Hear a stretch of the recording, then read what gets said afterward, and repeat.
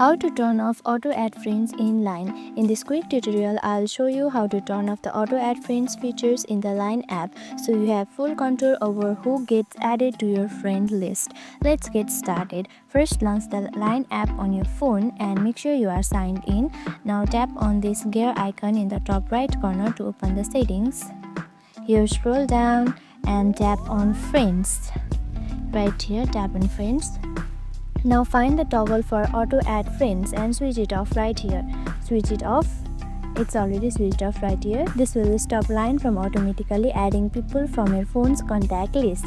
You can also turn off this allow others to add me by toggling this off to prevent people from adding you through your phone number. And that's it, you have successfully turned off auto add in Line. From now on, only the people you choose will be added to your friend list. If you found this tutorial helpful, don't forget to like, subscribe and tap the notification bell for more quick tips.